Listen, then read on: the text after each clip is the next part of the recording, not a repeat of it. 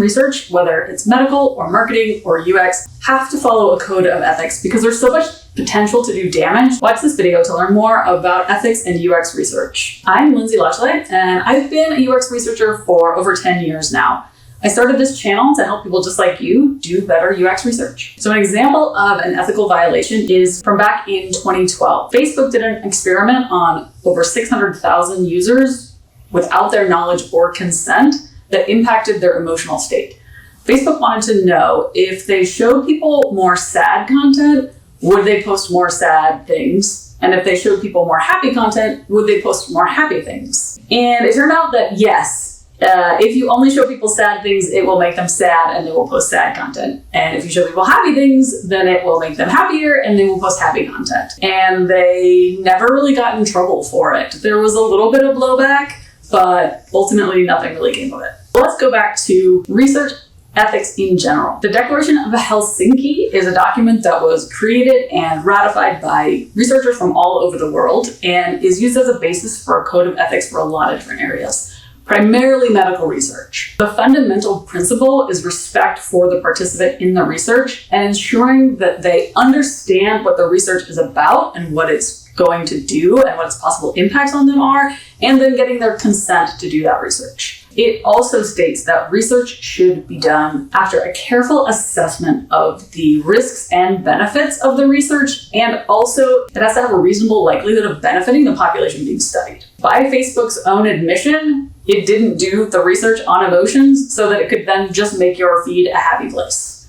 They literally wanted to just know if they could make you sad or not. The Helsinki Protocols also specified that research should be approved by an outside source that reviews the research, reviews the test plan, compares it to a code of ethics, and then approves it. Now, what Facebook did was not great, and it's entirely possible that they've used that research, that principle, that they can impact how people feel and what they think on their feed to this day. And they may not be the only ones. There may be advertisers who are using that. Certainly political parties have used that aspect of Facebook. That very fear was called out back in 2014 when this research was published. There are some other examples across psychological research and medical research that show how violations of this code of ethics can cause huge harm. One very well known and mentioned a lot lately study is the Tuskegee syphilis study, in which medical researchers studied Black men who had syphilis. And in the course of the study, a cure was developed, but they didn't offer that cure to the participants. So those participants at that point were no longer informed and thus could not give consent. Now, how else does this relate to UX research? We know Facebook deliberately set out to see if they could affect your emotions. And that is certainly not moral, even if we UX researchers don't have a code of ethics that it technically violated. But you can also violate this code accidentally. You just don't quite realize what impact your research is going to have on people. Or the A/B test that you're about to run is going to have an impact on their emotions or on what they think and how they believe. Sometimes we think it's relatively harmless, where we're just seeing if they click a button more often and do they buy something more often. But are we getting them to buy something that they wanted to buy? Or are we getting to buy something by preying on their anxieties or their fears? I have worked for a company in the past that did a test where they lied to users about how many people were looking at a particular item, and that increased their sales. And there was no repercussions for the fact that they had lied to users to get them to spend hundreds, if not thousands of dollars. There was also no looking at, did that increase returns? Did that increase dissatisfaction? Was there any other impact on that except on that final checkout button?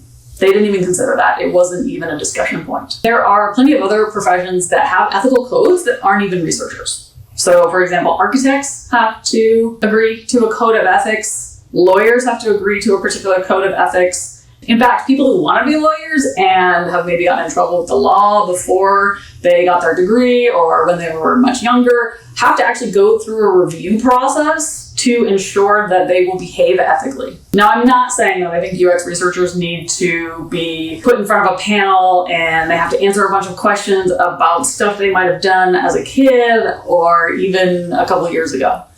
But I do think it's important that as UX researchers, we understand and consider the ways that we can harm our participants in the research that we do, and then we try to mitigate that whenever possible by letting people know what kind of research we may be doing, what kind of impact that may have on them, and why we're doing that research, why that might benefit those users. And increasing sales doesn't necessarily mean that that's bad for users. If we're getting more products that the users want in front of them when they want it, then we're serving a need. But we need to take that into consideration when we're doing research or when we're running A/B tests on our websites. So how does ethics impact stakeholders? If the research is badly done, then the stakeholders are going to be impacted, of course. If you make recommendations based on insights which are based on poorly done research, then you're being distruthful to stakeholders, whether that's accidental or on purpose.